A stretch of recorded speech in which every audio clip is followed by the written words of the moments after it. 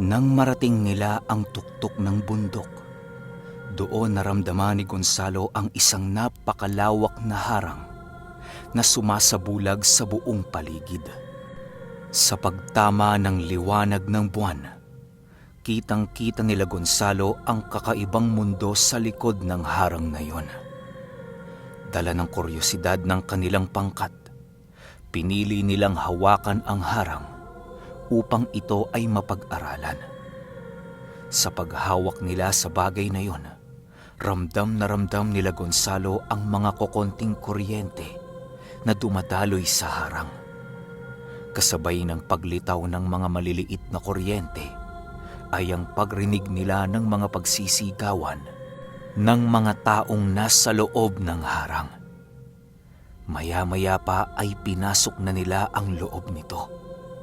Animoy, merong humila sa kanilang kakaibang bagay nang mahawakan nila ang harang na yon. Matapos nilang makapasok sa loob nito, doon nila nasilayan ang isang napakalaking puno na pinaiikutan ng mga itim na engkanto. Sa itaas ng punong yon ay may malapalasyong lugar na pinaghihinalaan nila Gonzalo na kulungan ni Sinukuan. Dahil sa medyo malayo pa ang puno, kung kaya't napagpasyahan nilang maglakad ng dahan-dahan upang makalapit sa lugar ng hindi natutunugan. Ilang minuto lamang ang lumipas sa hindi inaasahang pagkakataon. Bigla silang naramdaman ng mga itim na engkanto sa paligid. Kisap mata lamang noon ang pagitan nang tuluyan silang mapaligiran ng mga nilalang sa kanilang kinaroroonan. Wala nang nagawa sila Gonzalo kung hindi ang lumitaw sa kanilang pinagtataguan upang harapin ang mga nilalang. Paglalarawan ni Gonzalo sa mga nilalang na yon ay maihahalin tulad mo ang mga ito sa mga kalabaw na halos kawangis ng tao. Kasing laki ito ng mga puno at meron itong mahahabang mga sungay sa kanilang mga noo. Kulay itim din ang mga mata ng nilalang na yon at meron itong mahahabang pangil sa kani-kanilang mga bunganga. Habang nakikiramdam sila Gonzalo sa buong paligid, biglang lumapit sa kanila ang isang itim na engkanto at biglang ginaya nito ang kanilang wangis. Gulat na gulat noon si Sulay nang masipat niya ang kanyang sariling katawan na nasa kanyang harapan. Matapos ang mga pangyayaring yon, paisa-isa namang nangopya ng anyo ang mga itim na engkantong kasama nito. Hindi ba kayo pinagsabihan ng mga kurkur sa paanan ng bundok na sagrado sa amin ang lugar na inyong kinatatayuan? Ang sino mang tumungtong sa lugar na ito na hindi namin kauri ay malalasap ang kahindik-hindik na parusa hanggang kamatayan. Wika ng itim na engkanto. Nang marinig ito ni Gonzalo, pinili niyang maging mahinahon sa pagsagot sa mga engkanto. Hindi kami naririto upang magdala ng digmaan. Naririto kami sa lugar ninyo upang kunin si Sinukuan sa inyong mga kamay. Ibigay niyo siya sa amin ng maluwag at masisiguro kong payapa kaming lilisan. Sagot naman ni Gonzalo. Nagpapatawa ka ba? Hindi mo ba kilala ang mga demonyong kaharap mo ngayon? Masyado kang bilib sa inyong mga kakayahan, Ginoo.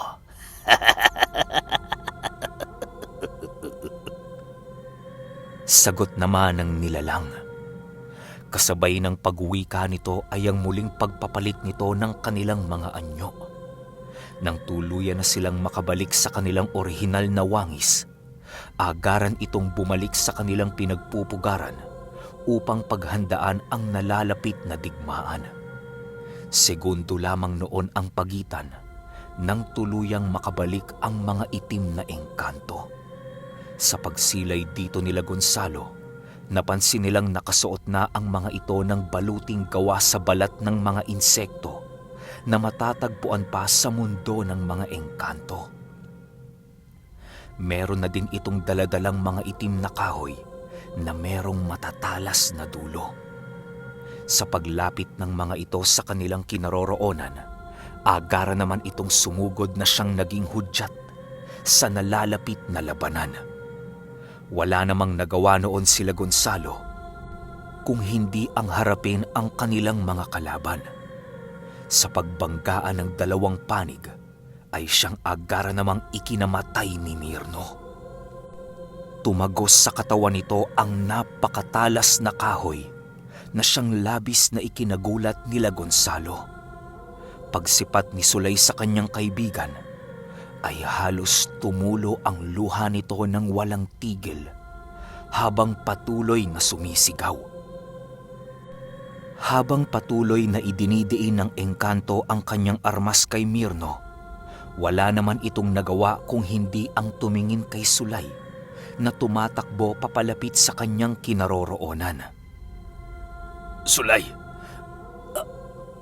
pakaingatan mo nawa ang ating pinuno. Palagi mong tatandaan na pagsisilbihan natin siya hanggang sa kahuli-hulihan ng ating mga buhay. Masaya akong mamamatay at matutupok sa impyerno dahil hanggang sa kahuli-hulihang sandali ng aking buhay ay nakipaglaban ako para kay Ginoong Gonzalo. Mamatay-matay na wika ni Mirno. Kasabay ng pagwika nito ay ang pagsigaw ni Mirno ng napakalakas dahil sa patuloy na pagtarak sa kanya ng hindi mabilang na mga sandata. Matapos ang mga pangyayaring yon, agaran din namang itinapon ang walang buhay na katawan ni Samuel sa napakalayong damuhan. Sa pagsipat ni Sulay sa ginawa ng kanilang kalaban, halos natigilan siya ng ilang sandali sa kanyang pananakbo. Biglang nandilim noon ang kanyang paligid dahil sa labis-labis na kalungkutan na kanyang naramdaman. Halos wala nang pakialam noon si Sulay kung merong papasugod sa kanyang mga nilalang. Ilang minuto pa ang lumipas, biglang lumitaw si Gonzalo sa likuran ni Sulay upang salagin ang engkantong nagtatangkang patayin ang isa sa kanyang mga kaibigan. Sulay, makiramdam ka sa iyong paligid. Nag-uumpisa pa lamang ang digmaan. Wika ni Gonzalo. Kasabay ng pag-uwika nito ay ang agarang pagtulak ni Gonzalo sa engkanto. Ginawa niya ang bagay na yon upang kahit papaano'y magkaroon ng pagkakataon si Sulay na malapitan si Mirno. Ilang minuto pa ang lumipas, biglang pinagtulungan si Gonzalo ng mga engkantong nasa paligid. Dahil sa dami at lakas ng mga ito, kung kaya't wala na noong naisip si Gonzalo, kung hindi ang muling humingi ng tulong kay Mapulon at Adlaw. Sa pagkakataong ito, humingi na din ng tulong si Gonzalo kay Bulan upang magkaroon siya ng labis na kakayahan na siyang magliligtas sa kanyang mga kasama. Alam ni Gonzalong merong kalakip na epekto sa kanyang katawan ang hiningi niyang kakayahan sa mga diwata, kung kaya't naging buo ang kanyang pasya na harapin ang kahit na anong mangyayari sa kanya sa pangkasalukuyan. Matapos niyang tawagin ang mga diwata, ay nagawang tumutol ni Mapulon sa desisyong nais gawin ni Gonzalo. Pero dahil sa kanyang pagpupumilit, ay kahit maging ang diwata ng panahon, ay hindi nagawang pigilan ang kanyang binabalak. Matapos maibigay nila Mapulon ang lakas na hinihingi ni Gonzalo, ay dahan-dahan naman itong naglaho. Gonzalo, pakatatandaan mo na maaari mong ikamatay ang pag-abuso sa aming kapangyarihan na ipinapahiram sa iyo. Alam kong wala kang pagpipilian ngayon dahil sa sitwasyong inyong kinakaharap. Pero sana na may magkaroon ka ng kontrol sa mga bagay-bagay na iyong gagawin. Mahirap mang tanggapin na ito na ang huling tulong na maibibigay namin sa iyo. Pero naway, pakatatagan mo ang iyong loob, Gonzalo. Patuloy pa rin naming ipapanalangin ang kaligtasan ng iyong grupo. Wika ni Mapulon habang dahan-dahan itong naglalaho. Sa sinabi ng diwata sa kanya, doon niya napagtanto na maaaring yun na din ang huli nilang pagkikita ng diwata ng panahon. Malungkot man noon si Gonzalo, ay wala siyang magagawa kung hindi ang iligtas ang kanyang mga kasamang nanganganib ang buhay. Nang makaramdam na siya ng labis na lakas na dumadaloy sa kanyang katawan, muli niyang kinuha ang tabak ni Mapulon upang ipagpatuloy ang pakikipaglaban. Kasabay ng pagkuha niya sa armas na yon, ay ang agara naman niyang pagkawala sa mga kamay ng itim na engkanto. Dahil sa lakas na taglay noon ni Gonzalo, kung kaya't nagawa niyang pantayan ang lakas na ipinapamalas ng kanilang kalaban. Nang tuluyan na siyang nakalayo sa mga itim na engkanto, agara naman ang ginawang paghabol sa kanya ng mga ito. Pinili ni Gonzalong lumapit noon sa kuraret upang makatuwang niya ito sa pakikipaglaban. Paglapit ni Gonzalo sa mamumugot ng ulo, agara naman niyang kinuha ang iilang palakol nito at walang habas na ibinato sa mga itim na engkanto. Sa pagtama ng palakol ng kuraret ay ang pagbagsakan naman ng malaaninong kaanyuan ng kanilang mga kalaban. Ilang minuto pa ang lumipas, tuluyan na ngang nakalapit sa kanila ang grupo ng mga itim na engkanto. Wala nang nagawa noon sila Gonzalo kung hindi ang labanan ang mga ito, gamit-gamit ang kanilang buong lakas.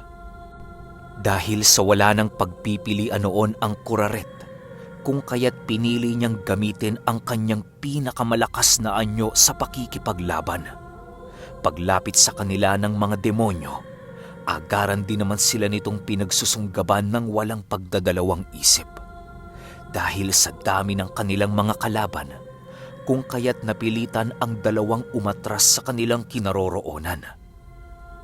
Ginoong Gonzalo, ako na ho ang bahala sa lugar na ito. Puntahan niyo na sila Samuel at Sulay, dahil alam kong mas kailangan ng mga ito ang inyong tulong. Wika ng kuraret habang hinihila ang kanyang kariton.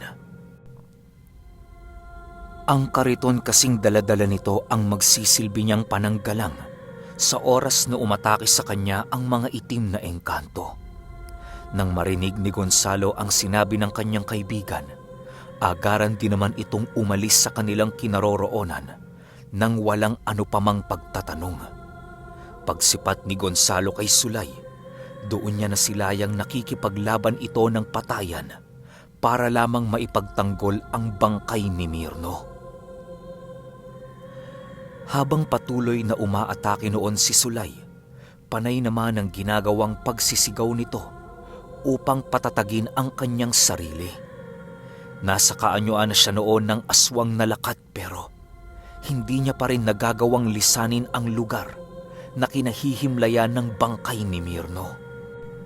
Habang patuloy na tumatakbo si Gonzalo, panay naman ang pagsipat niya kay Samuel na patuloy na nakikipaglaban sa kanyang hanay. Halos napaka-importante para sa kanila noon ng tulong ni Samuel, gawa ng karamihan sa mga engkantong nagnanais lumapit kay Sulay ay nagagawa nitong matalo. Ilang minuto pa ang lumipas, matagumpay na ngang narating ni Gonzalo ang kinaroroonan ni Sulay. Sa paglapit niya sa kanyang kaibigan, doon niya nasilayan ang malalim nitong sugat sa katawan.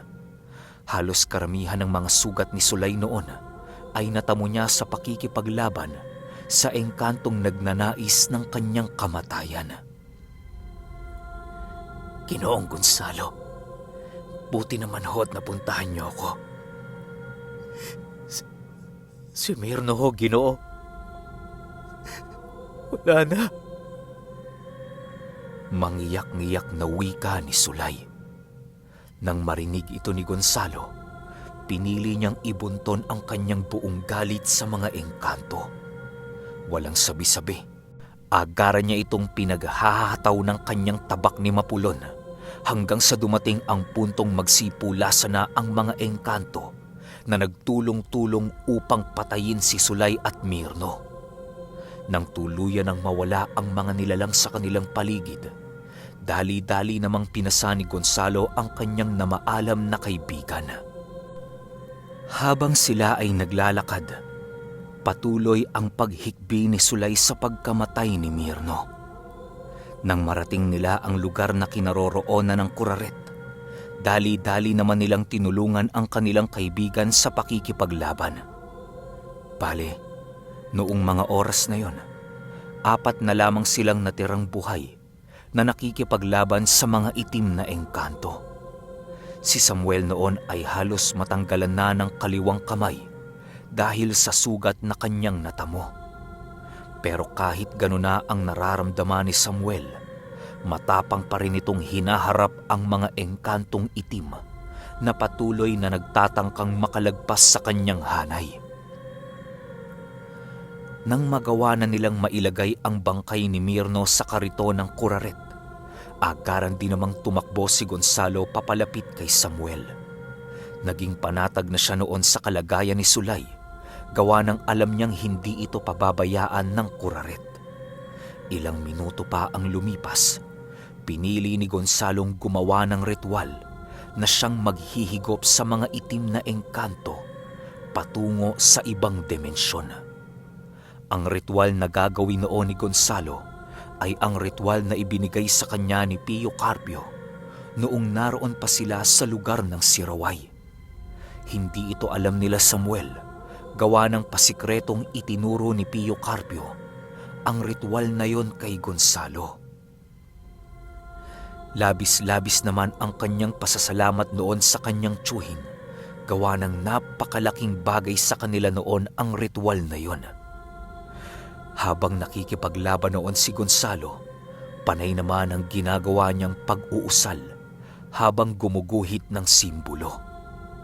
Alam ni Gonzalong nanghihingi ng alay ang ritual, kung kaya't habang ginuguhit niya ito sa lupa, ay panay ang pagsipat niya sa paligid upang humanap ng maiaalay. Ilang minuto pa ang lumipas, tuluyan na ngang nakumpleto ni Gonzalo ang ritual at ang kanyang pagpapakain na dasal. Ang tanging hinahanap na lamang niya noon ay ang maiaalay upang mapagana ang ritual. Nang wala na siyang maisip na paraan, napilitan siyang ialay ang kanyang katawang lupa sa ritual na yon. Gamit-gamit ang mga naipasang lihim na karunungan sa kanya ni Pio Carpio, ginawa niya ang pinakamalaking desisyon sa kanyang buhay. Habang inuusal niya ang pagbuhay sa ritual, gumagawa naman siya ng paraan upang mahati ang kanyang katawang lupa, gamit-gamit ang mga buhay na salita. Nang magawa niyang mahati ang kanyang katawan, agaran naman niya itong ipinakain sa ritual. Segundo lamang noon ang pagitan nang tuluyang maglaho ang mga engkantong itim sa kanilang harapan. Kasabay ng paglaho nito ay ang pagbulwak ng napakaraming dugo sa bibig at ilong ni Gonzalo. Unti-unti ding nandilim noon ang kanyang paningin habang napapaupo siya sa lupa. Hindi na din niya noon nagawa pang marinig ang mga sinasabi nila Samuel habang papalapit ito sa kanyang kinaroroonan. Ang buong akala noon ni Gonzalo ay tuluyan na siyang mamamatay sa mismong lugar. Pero biglang nabaling noon kay Mapulon ang kanyang wisyo nang marinig niya itong nagsalita. Gonzalo, tanggapin mo ang karagdagang lakas na ibibigay ko sa iyo. Ito ang iyong pabuya sa lahat ng mabubuting bagay na nagawa mo. Gamitin mo ang huli mong lakas upang matapos ang misyong ipinangako mo sa iyong butihing maestro. Wika ni Mapulon. Kasabay ng pagwika nito ay ang panunumbalik ng lakas ni Gonzalo. Dali-dali siya noong tumayo sa kanyang pagkakaupo habang pinupunasan ang mga tumutulong dugo sa kanyang bunganga. Gonzalo, ayos ka lang ba? Nag-aalalang tanong ni Samuel.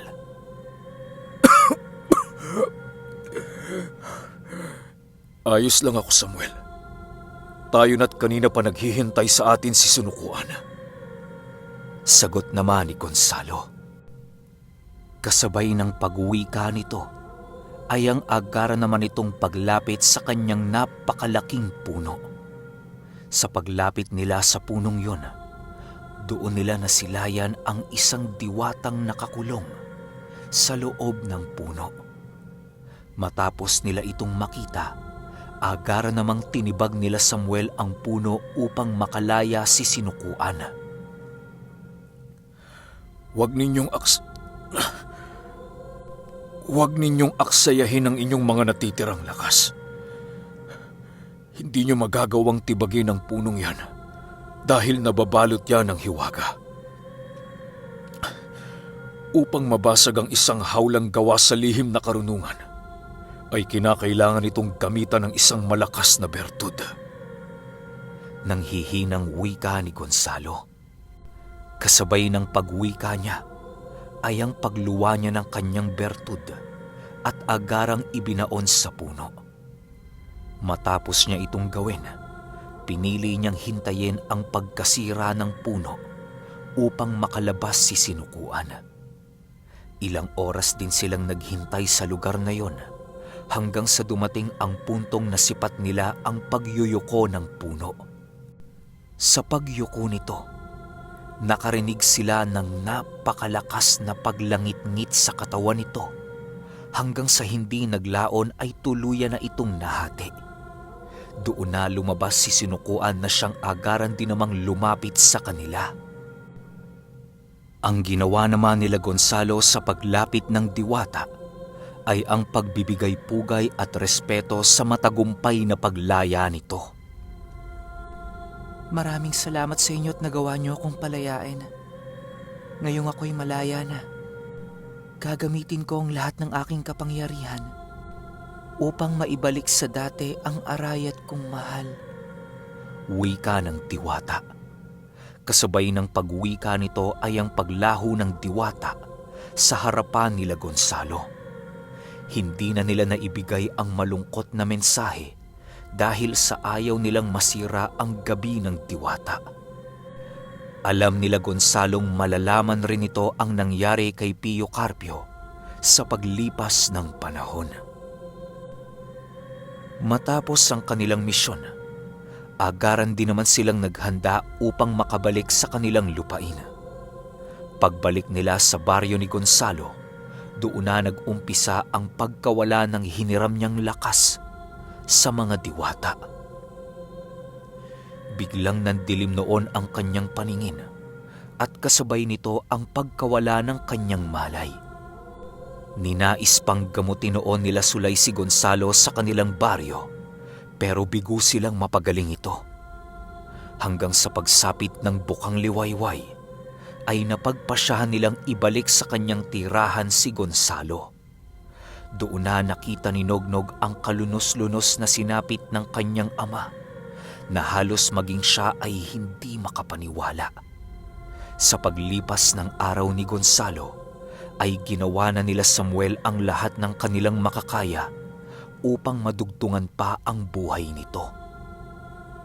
Lumipas ang ilang buwan at napilitang humingi ng tulong sila Samuel kay Mamang. Dahil sa wala na noong ginagawa sila Tatay Dadoy at Ginang Sedes, kung kaya't napaunlakan nito ang kahilingan ni Samuel.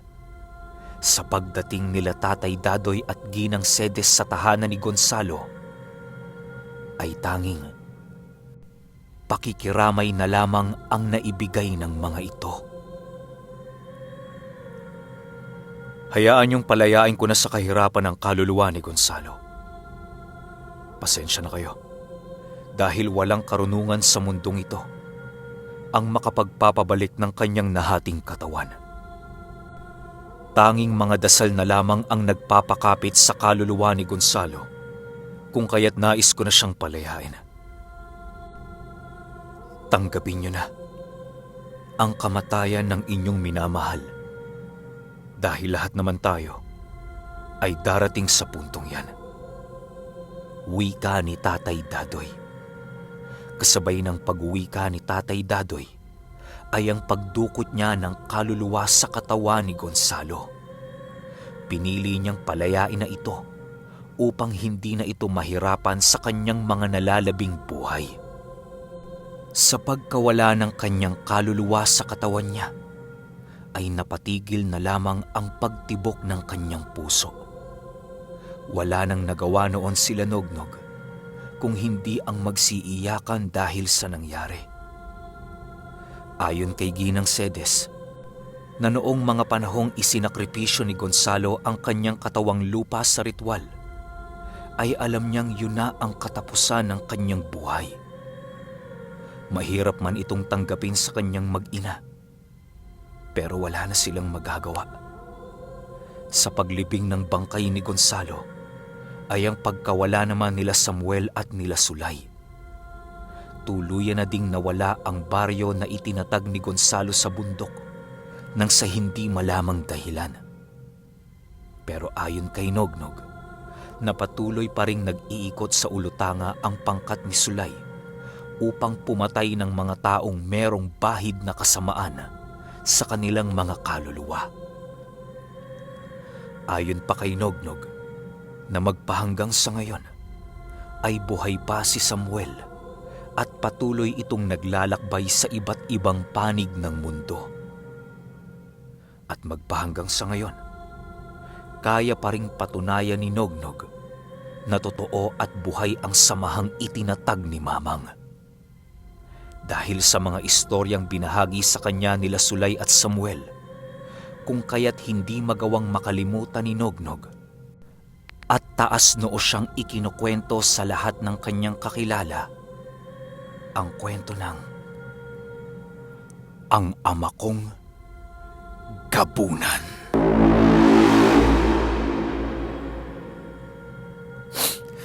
Okay, grabe. Yung sa last line, hindi ko mapigilan yung yung tulo ng luha ko. Tsaka nung lumilinya na si Tatay Dadoy, ang tagal kong ginawa yun. Paano kasi patigil-tigil ako eh. Sobrang napamahal ako sa kwento na to. Alam niyo kung bakit? Kasi kalagitnaan ng kwento, nagkasakit ako, di ba? Nung buong series, nagkaroon tayo ng matinding sakit. Yung C19 nga. Tapos wala na, tapos na. Grabe, hindi ko alam kung anong mararamdaman ko. Parang ayokong maging masaya kasi hindi naman talaga. Purong lungkot lang yung nararamdaman ko. Basta, wala akong masabi. Nga pala, sabihin ko lang, may backstory to tungkol sa magulang nila Gonzalo. Baka yun na lang yung sunod ko muna. Pa-comment naman ako ng salamat, Nognog, para kahit pa paano makita niya. Yun lang, hanggang sa susunod na kwento. Salamat.